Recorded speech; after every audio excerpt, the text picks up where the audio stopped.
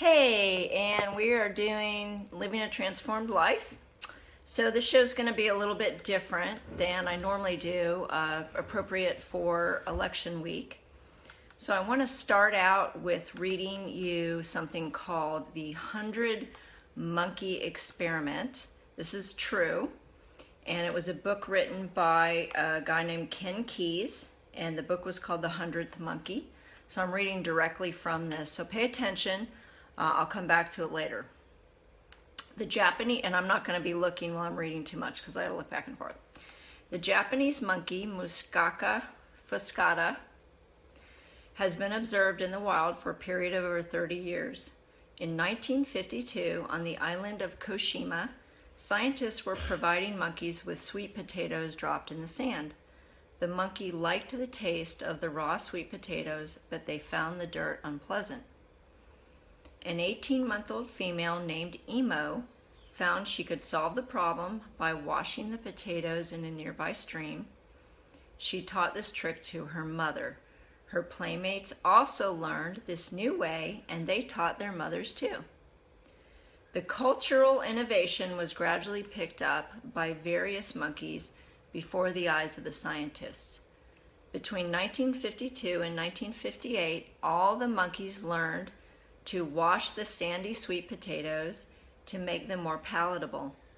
Only the adults who imitated their children learned this social improvement. Other adults kept eating the dirty sweet potatoes. Then something startling took place. In the autumn of 1958, a number of Koshima monkeys were washing sweet potatoes. The exact number is not known. Let us suppose that when the sun rose one morning, there were 99 monkeys on Koshima Island who had learned to wash their sweet potatoes. Let's further suppose that later that morning, the 100th monkey learned to wash potatoes. Then it happened, all caps. By the evening, almost everyone in the tribe was washing sweet potatoes before eating them. The added energy of this 100th monkey somehow created an ideological breakthrough. But notice, and this is the most surprising thing observed by these scientists, was that the habit of washing sweet potatoes then jumped over the sea. Colonies of monkeys on other islands and the mainland suddenly monkeys at Takasakayama began washing their sweet potatoes. Thus, a certain critical number achieves an awareness. The new awareness may be communicated from mind to mind. Although the exact number may vary, the 100th monkey phenomenon means that when only a limited number of people know a certain way, it may remain the conscious property of these people. But there's a point at which, if only one more person, it tunes into a new awareness, a field is strengthened so that this awareness is picked up by almost everyone. Okay, so this is a principle in quantum physics that has to do with the power of expansion. And so when the law of expansion says whatever we focus on, we empower and it expands. So essentially what happened was there was a point where enough people were in agreement on one thing, or enough monkeys, to where suddenly everybody caught on, and then miraculously, supernaturally, monkeys on other islands started doing the exact same practice without anybody teaching them to do this. Okay, so I'll come back to this. So I'm going to review a little bit about what I've talked about for the past number of weeks. Remember that we're like icebergs, which means that we are only a small percentage aware of what we're thinking and feeling at any moment. So 5% maybe. The rest is in our subconscious. Our feelings follow our beliefs. So most of those beliefs were actually created during states of heightened emotion or repetition. We can call that programming, if you will. But if you really pay attention and you look and you see about the things you believe, most of the time you can point back to experiences that were either repeated or were traumatic to create those beliefs. Okay, So if you're not getting where I'm going here, we're going to talk about what happened this week. Wednesday morning, I had a client on the phone call me, and I just happened to ask her how she felt about the election. And she said she was really struggling and she was in great fear. Clearly, she was a Hillary supporter. And I asked her why. I said, why are you in fear? And she talked about that she believed that because of hate and racism, things were going to get really bad and all that. And I said, okay. So we worked on that. That was a focus of what we did. But if you've worked with me, you understand that the crux of what I believe, the crux of what the law of attraction says, is that you get what you believe. So I asked her what she believed that led to these reactions, and she talked about some stuff. And so, you know, I've really noticed or observed through this whole election how powerful the media has been. So if you're already a Democrat, then you're on Facebook, so you're reading all these anti-Trump articles, right? And pro-Hillary articles and anti-Trump articles. And everything you're reading is reinforcing all this hate for Trump. And I'm going to say a large percentage of the population isn't stopping to bother to step back and look at the big picture and realize that some of this may be spun or propaganda. And the opposite is true. If you're a Trump follower, then all of the Facebook posts you read that were anti-Hillary were going to make you hate Hillary. So a lot of what the media did on both sides is to program us through heightened emotion and repetition to form beliefs about one party or the other, to where we developed really, really strong emotions or feelings that these people were bad, that they're evil. Evil Trump, evil Hillary. Okay, we've heard it. Never been an election where there was so much negative feeling about the character of one or the other, and this was just totally heightened by the media. So again, all of our beliefs are formed either during states of heightened emotion or repetition. So in this case, there was almost this frenzy of building this heightened emotion and repetition for us to decide and who we thought was evil and who wasn't.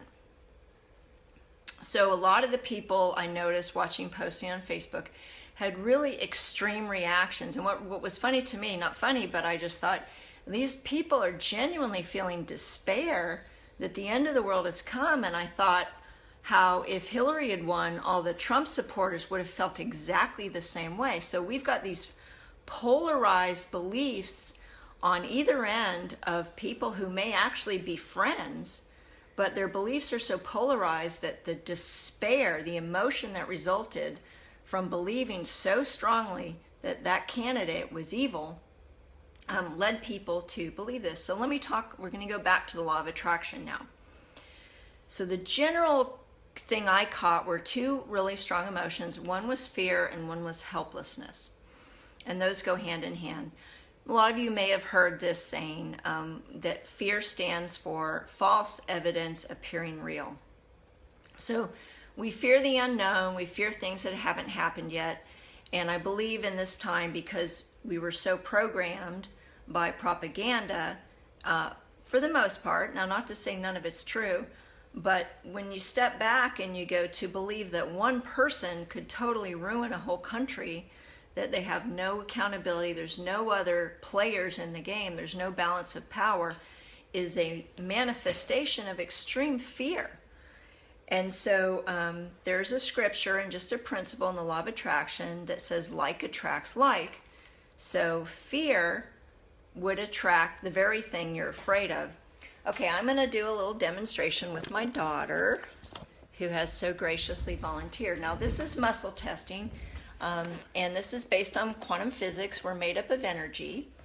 And so the reality with muscle testing is that good, positive things make us strong, and negative things make us weak. Now, she is going to try to resist me with her arm when I push down, okay?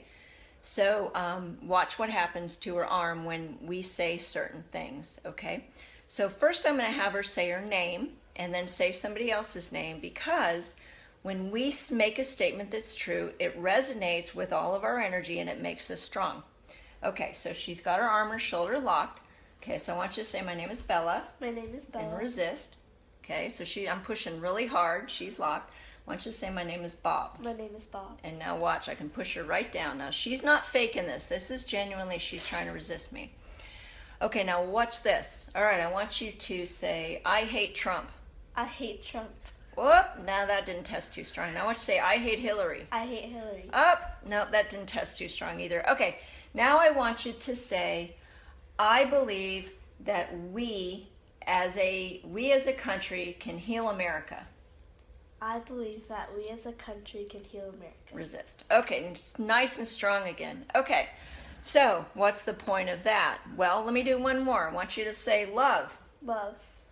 I want you to say hope. Hope. I want you to say joy. Joy. I want you to say peace. Peace. I want you to say fear. Fear. Whoop. Okay, so here's my point.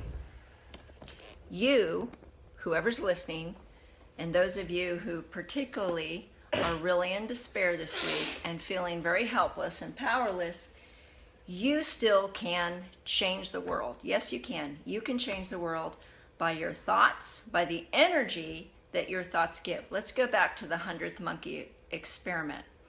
99 monkeys learned a behavior and a practice.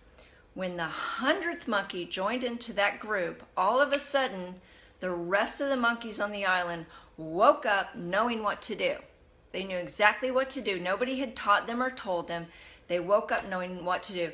What was even more amazing, and this is backed up by quantum physics, is that monkeys on other islands, they also just miraculously woke up knowing how to wash their potatoes. So if you're feeling helpless and powerless and in despair because your candidate didn't win this week, and you believe that because Trump won the election, our country is headed downhill, then you can make a difference. And here's what you do. The law of expansion says whatever you focus on, you give power to, and it expands. So start focusing on what you want to see happen in this country. You want to see peace. You want to see joy. You want to see people getting along. You want to see love. Start doing it. Go out there and start being kind to people. Start modeling, giving energy to what you want to see changed in this country. Now, one of the things I will say, typically, I'm not saying it's going to happen, but typically Republicans are more pro-local government and Democrats are more pro-federal government. So if you think that the wrong person's in office, well, the Republicans typically would give more power to the states. And so now you could get involved on a local level and you could really make a difference. Let's say you don't have the time to do that, but you want to make a difference. What you believe, what you feel, what you say, what you start doing. Now, those of you who are Christians know the power of prayer. So I'm talking about people who don't necessarily believe that their prayers matter. But your thoughts matter. The energy behind your beliefs matter. You want to make a change, then you start thinking the solution.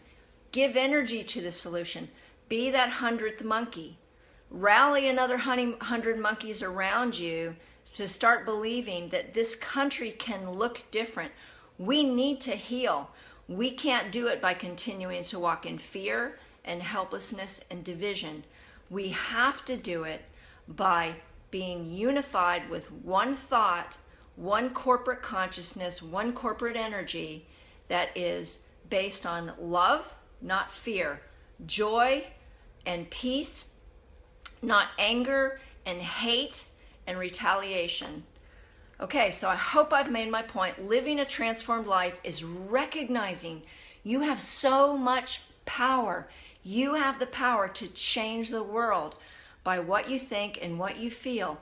Now, you may have a lot of that in your subconscious and you can't do anything about it. You may have been successfully programmed by the system to hate somebody in this election. But now it's time to shift out of that and realize that we corporately can make a huge difference and have the country that we all desire to have and to feel the way we all desire to feel. Okay, well, have a great weekend. If you get a chance to Google that 100th monkey experiment, it's really fascinating.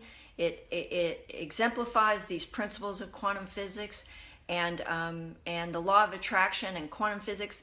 And if you haven't read my book, A Believer's Guide in the Law of Attraction, I've got one here somewhere. Can you grab my book just so I can show it? There's one on the bookshelf. Go grab one on the bookshelf.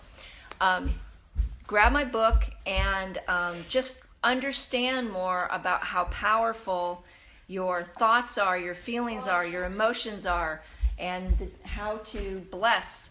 Now, I'm not going to flip the thing around so it's a mirror, so it's backwards. It's on my website, integratedlifestrategies.com. You can find it on Amazon as well, Amazon or my website. You can click on a link on my website and it'll take you to the page where it's sold, integratedlifestrategies.com, or go to Amazon. It's called A Believer's Guide to the Law of Attraction. And I'm not trying to sell books here. I just really am passionate about empowering people to really, really understand what a difference every thought, every feeling, every moment of every day, what they choose to focus on can change the world, especially if we all agree to do it together. Okay, have a great weekend, and God bless you.